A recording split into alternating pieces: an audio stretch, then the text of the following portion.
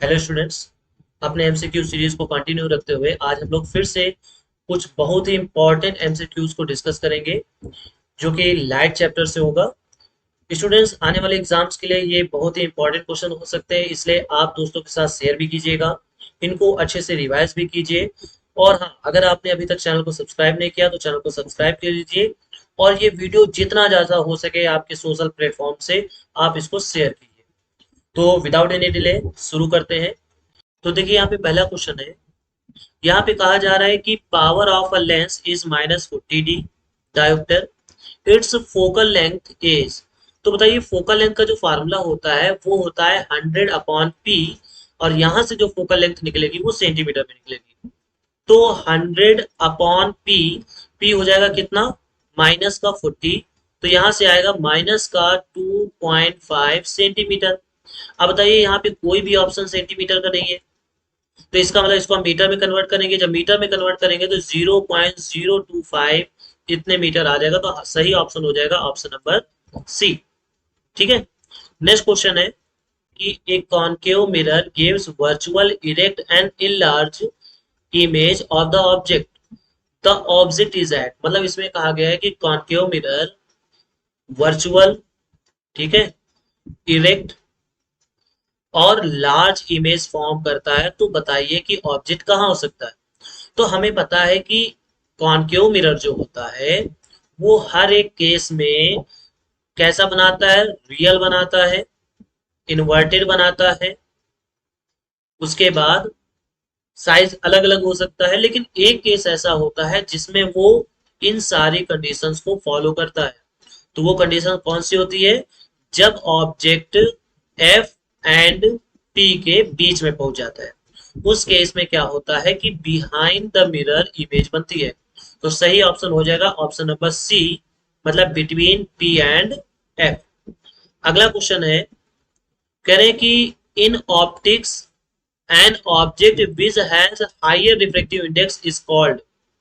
तो देखिए, वो ऑब्जेक्ट जिसकी जिसका रिफ्रेक्टिव इंडेक्स ज्यादा होगा तो कहा जाएगा कि वो ऑप्टिकली डेंसर है।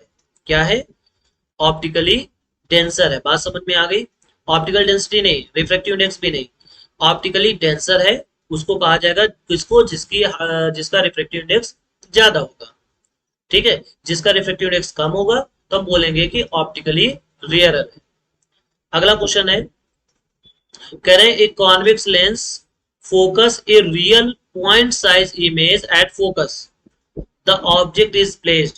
अब बात ध्यान समझिए, होता क्या है कि ये जो कॉन्वेक्स लेंस है, कॉन्वेक्स लेंस इस तरीके से बनता है। तो ये जो कॉन्वेक्स लेंस है ये ऑब्जेक्ट की इमेज को फोकस पर बनाता है।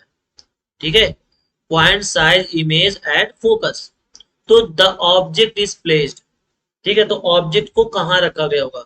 तो सिंपल सी बात है, जब ऑब्जेक्ट इनफाइनाइट पे होता है तो इमेज फोकस पे बनती है, और जब ऑब्जेक्ट फोकस पे होता है तो इमेज इनफाइनाइट पे बनती है। तो हमारा सही ऑप्शन होगा ऑप्शन नंबर सी। ठीक है, सॉरी, ऑप्शन नंबर यहाँ पे सी, एट इनफाइनाइट। क्लियर है। अगला क्वेश्चन है, कहा गया है कि the unit of power of lens. तो अभी से फर्स्ट क्वेश्चन हम लोगों ने सॉल्व किया था। क्या होती है पावर, डायोप्टर। ठीक है, पावर ऑफ लेंस की जो यूनिट होती है वो होती है डायोप्टर, जिसको रिप्रेजेंट करते हैं कैपिटल डी से। तो हो सकता था कि यहाँ पे जो इन्होंने डायरेक्ट वैल्यूज लिख दी है ये ऐसे करके मीटर, सेंटीमीटर, डायोप्टर और कुछ ऐसी वैल्यूज लिख देते तो हमारा सही आंसर होता डी। अगला क्वेश्चन है, कह रहे हैं कि the radius of curvature of a mirror is 20 centimetre. बात ध्यान समझिए, रेडियस ऑफ कर्वेचर जो आर है ये कितना है, 20 सेंटीमीटर।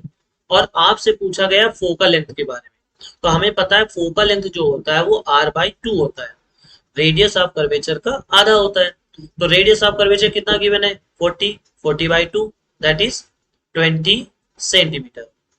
क्लियर हो गया। अगला क्वेश्चन हम लोग पढ़ते हैं। इस क्वेश्चन में क्या लिखा हुआ है कि a स्टूडेंट स्टडीज दैट, मतलब एक स्टूडेंट ने पढ़ा that the speed of light in air is this. ठीक है, कितने, 2, यहाँ पे 5 है ना, तो यानी कुल मिला के 3 लाख किलोमीटर पर सेकेंड, ये उसने पढ़ा।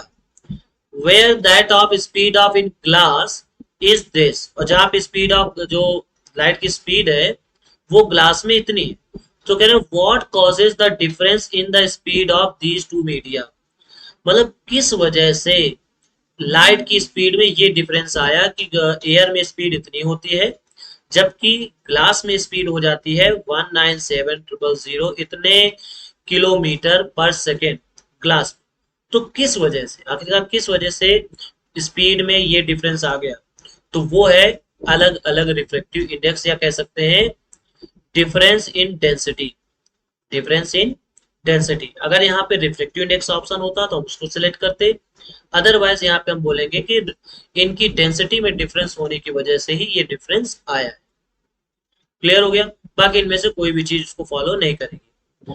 अगला क्वेश्चन है, कह रहे हैं कि which of the following can make a parallel beam of light from a point source incident on it, कह रहे हैं इनमें से कौन सा, ठीक है, और ये ऑप्शंस गिवन है, तो यहाँ पे हम बात करें कौन सा मिरर या फिर कौन सा लेंस क्या कर सकता है, make parallel beam of light, light के पैरेलल बीम को बना सकता है जो कि एक पॉइंट सोर्स से आ रहा, ठीक है। तो ये दोनों काम कर सकते हैं कौन, ये कर सकते हैं concave mirror and convex lens, convex lens, ठीक है। तो इसलिए हमारा सही ऑप्शन होगा option number A, that is concave mirror as well as convex lens. कैसे, समझिए, जब कोई मान लिया ये इसका फोकस है, तो जब फोकस पे कोई ऑब्जेक्ट होता है तो फोकस से जाने वाली लाइट रेस रिफ्लेक्शन के बाद पैरेलल हो जाती है,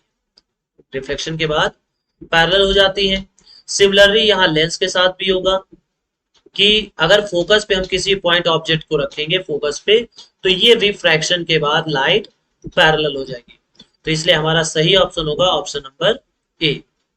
अगला क्वेश्चन पढ़ते हैं, 9th नंबर क्वेश्चन है, a student conducts an activity using a flask of height 15 centimeter and a concave mirror. He finds that the image formed is 45 centimeter in height. What is the magnification of the image? अब बात ध्यान से, object की जो height थी वो थी 15 centimetre, लेकिन इमेज जो बनी है वो कितनी बनी है, वो बनी है 45 सेंटीमीटर इन द मैग्निफिकेशन। सो पूछ रहे हैं कि बताइए मैग्निफिकेशन क्या होगा, तो बताइए m बराबर क्या होता है, m इक्वल्स होता है H I upon H O, H I upon H O. Clear हो गया। हाँ, यहाँ पे एक डाउट यहाँ पे जरूर हो सकता है, कॉनकेव मिरर के दो केसेस में लार्ज इमेज बनती है, एक बार लार्ज इमेज इरेक्ट बनती है और एक बार लार्ज इमेज इन्वर्टेड बनती है। इन्वर्टेड वाली इमेज रियल होती है और इरेक्ट वाली इमेज कैसी होती है, वर्चुअल होती है, ठीक है। तो इन्होंने कहा he finds that the image formed is 45 centimetre in height, so what is the magnification, तो मैग्निफिकेशन यहाँ सॉल्व करना चाहें तो आ जाएगा 45 अपॉन 15, सो कितना आ जाएगा यहाँ पे 3, तो यहाँ पे 3 भी ऑप्शन है और यहाँ पे -3 भी ऑप्शन है। क्लियर है। तो जब 3 और -3 दोनों है तो यहाँ से कहीं भी ऐसी बात समझ में नहीं आती है कि उसको जो इमेज उसको मिल रही है वो इरेक्ट है कि वर्चुअल है, ठीक है। तो यहाँ पे ऑप्शन नंबर ए और ऑप्शन नंबर डी दोनों सही हो जाएंगे। हाँ, अगर यहाँ पे इमेज को वो स्क्रीन में लेता, अगर वो इस इमेज को स्क्रीन में लेता तो हम बोलते कि वो रियल है, और जब रियल होता तो उस केस में इसका सही आंसर हो जाता कितना, -3, -3 इसका सही आंसर हो जाता। लेकिन अभी के लिए ए नंबर और डी नंबर दोनों सही होंगे, ठीक है। लास्ट क्वेश्चन है, कहा गया है कि a full length of image of a distance tall building can definitely be seen using, most important question आप इसको मान लीजिए। इन्होंने कहा है कि एक बहुत ही टॉल बिल्डिंग है, ठीक है, बहुत ही टॉल बिल्डिंग है और इस बिल्डिंग को हमें पूरा देखना है, तो हम किस मिरर के थ्रू देख सकते हैं, बात समझ में आ गई। यहाँ पे पूछा गया कि किस मिरर के थ्रू देख सकते हैं, तो वो है कॉन्वेक्स मिरर।